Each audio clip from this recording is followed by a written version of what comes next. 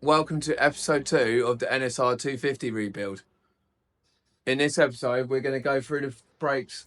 We're going to put new seals on there, new brake pads, new Hell Performance brake lines, and we're going to give the whole braking system a good going over. These intros ain't getting any easier, and this ain't very good for it either. So these first couple of clips are going to be a little bit close up. I've realised that you've got to film in a different way. So I had to rescale these a bit closer to get it to fill the screen. So shout out to RMS Diagnostics, I think it is, in the comments who give me that information. Also want to say big thanks to everyone that's followed. Right now we're just going to take the back brake apart and see what it's like inside.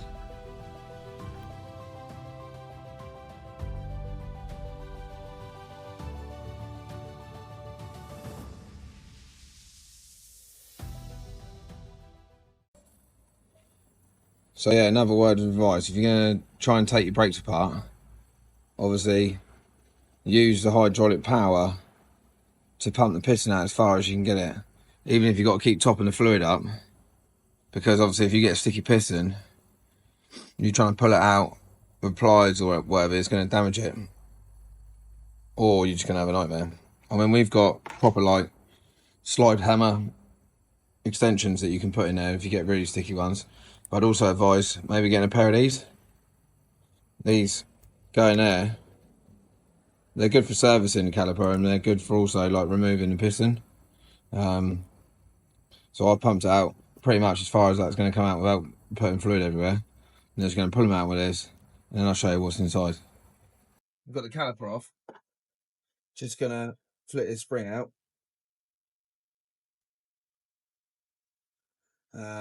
As you can see, it's pretty grubby in there. So I'm just going to take your seals out.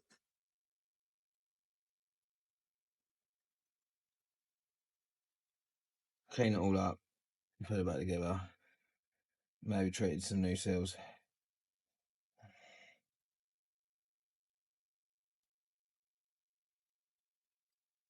And it's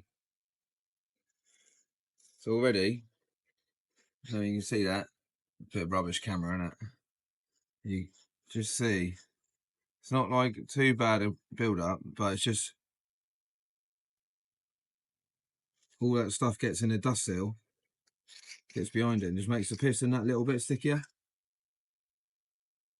That and the fact that, see this like sludgy, you can see, keep moving out of the way, don't I? See it's like sludgy brake fluid. When you don't change your brake fluid for a while, you get this like build up. That's why sometimes, even if the piston's moving a fair bit, it's nice to sort of take it out and clean it all up nice. What I'll then do is like get like a real soft like wire brush,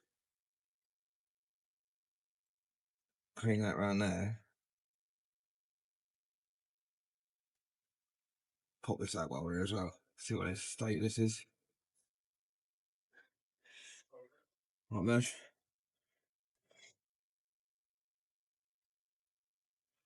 Just try not to stab yourself in the hand when you're doing this. Oh, I'll just do a YouTube, Mesh.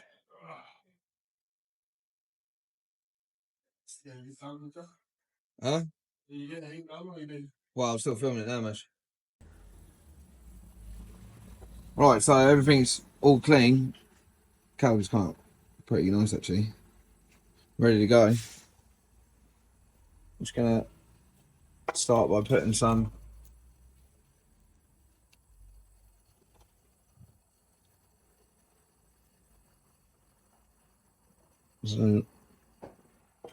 brake grease, or like red rubber grease in here. You don't have to be too shy with that. And then you put your big caliper seal in first. So I like to put one corner in and then sort of feed it around. And then make sure it's flat and it's not twisted. So you need to just rub that around like that, and that should just sit nice and flat. And then followed by your dust seal. Obviously your dust seal and your caliper seal, they won't fit in the gaps, to be fair, but as a rule, obviously your caliper seal's always bigger than your dust seal. Your dust seal's a bit thinner. Yeah, not sure. Alright, so they're both in like that. There's the piston. Clean that up. That's going back in. This is how easy they should, you know, like a nice caliper should just push in lovely. Next thing, put this rubber back in the caliper. Again, just put a bit of that on the inside. It'll stop corrosion and it'll also help slide that back in. Not really showing that very well, there you go. So that's that. Again, just flick it down both sides, make sure that's good. And then get your grease again.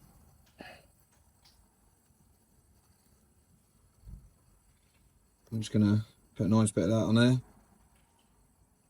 These are quite tricky getting sometimes, but you just sort of feed it, flick it around a couple of times. You got to make sure that that's sealed in that groove, and it does that, moves nice. All right. Next, this is probably quite a easy thing that people get wrong. These, so in different calipers, these things are slightly different shapes, but see these two teeth on the outside, the thinner bit, that always, as a rule, goes to the outside. So when you put that spring in, A, you want to make sure it's square, and B, it's on the outside for the outside pad. The outside pad, when you're putting them in, needs to sit on that groove. Alright? What we're going to do now is I'm going to fit the rear pads, fit all the bolts and stuff out, and then we'll get the brake blade up.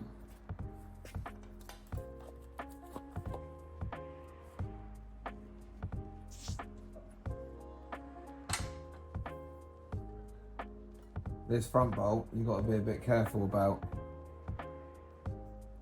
taking out, because I wasn't actually going to replace this one, because I'm going to keep this one OEM, but the thread on it's really fine. So when you put it back in, make sure you would only hand sort of do it up before you put any sort of spanner on it, because it's easy to cross thread it, and then the caliper will sit pissed on the thing. Just try and get that top of the screen, if you know what I mean. So we'll get this in first. Like I said, we just hand spin that in so we don't, make sure we don't cross thread. Make sure we don't cross thread it.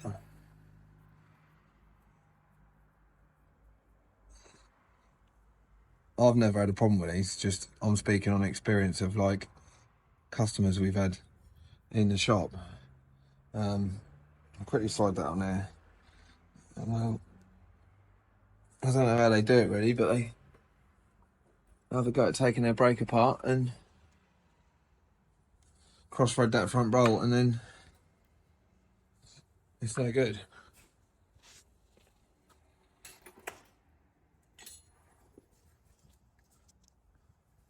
So I'll do this one up quick.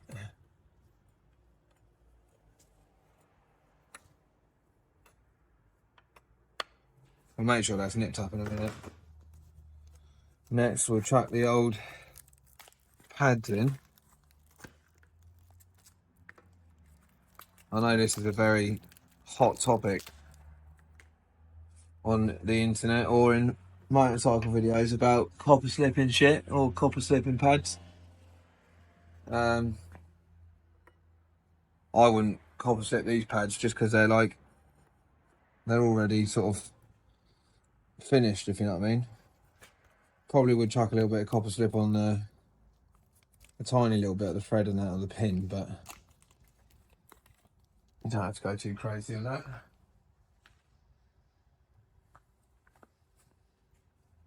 It's like a little bit of tiny little bit on there. And then when you're setting the pads, obviously we talked about that spring in the caliper, you can sort of feel it on there. See that? It's like, so you locate them at the front, get them hooked in at the front, then hooked in at the back. And you can sort of just feel and press on that spring. And it should just sit in there nice like that. And then the last thing to go in there is this bolt. Again, just put a little bit of like the sort of rubbery, sort of red grease on there, just because that's a sliding bit.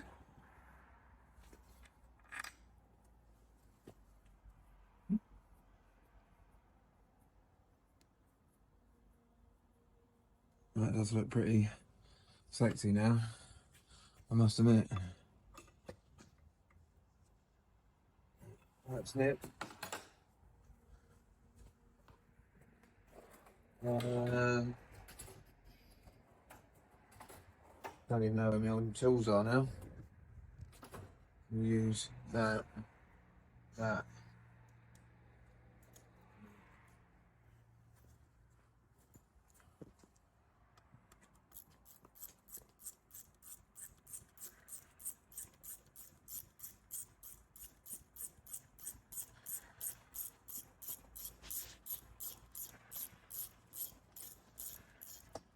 Nice.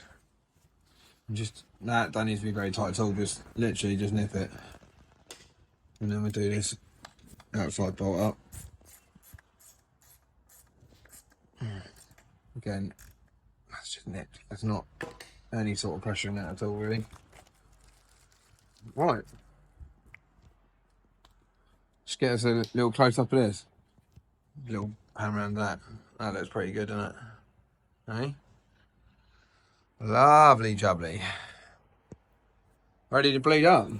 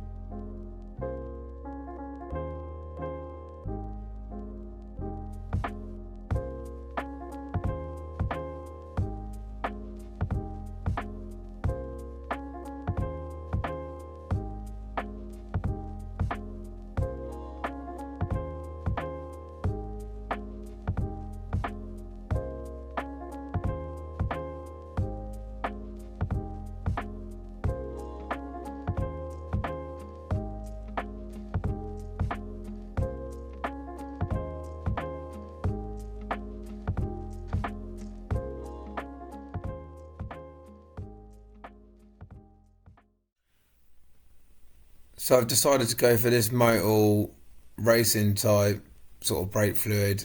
It's actually really reasonable. I think it retails at just under £20 a litre or half a litre. And yeah, I'm just going to fill it up and get bleeding.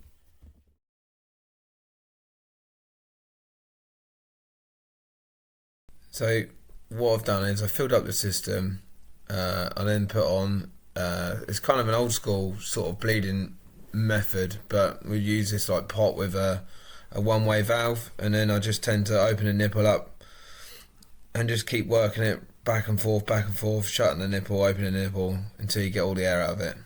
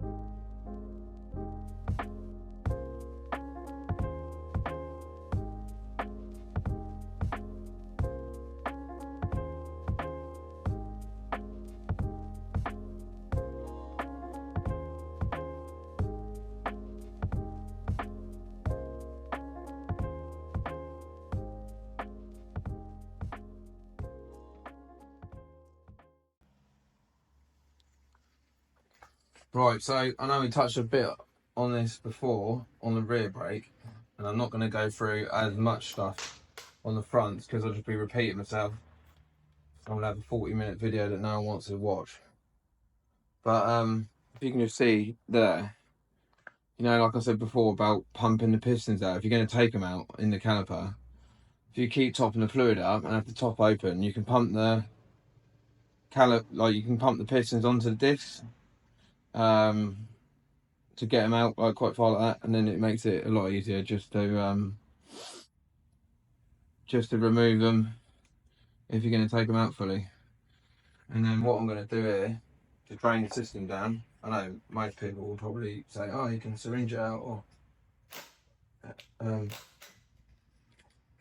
whatnot, but I'm just going to take that off.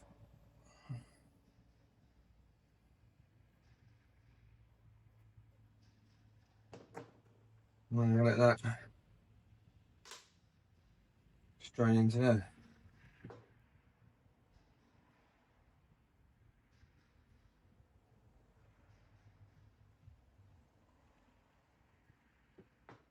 Should be able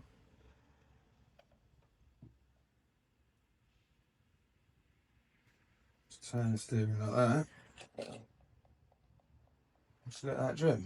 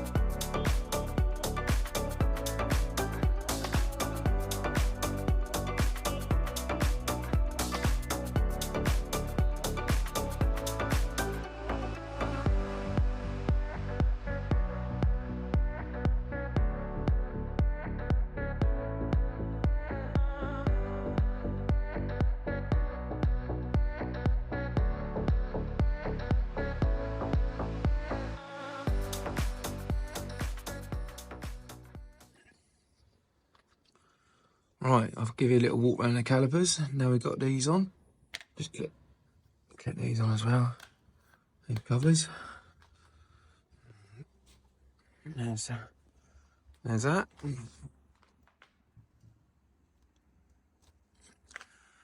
So yeah, they do fit pretty nice. I haven't put any of these, before anyone says, I haven't put any of these back on because next job, we're going to get these forks out and we're going to get some new stanchions in there. See, look, they're a bit pitted. Get some new stanchions in there, overhaul the forks. I'm probably going to get them little brackets, all cleaned up and zinc plated. There's the toplet. New pot. Brake lines all fitted up nice. Lovely jubbly.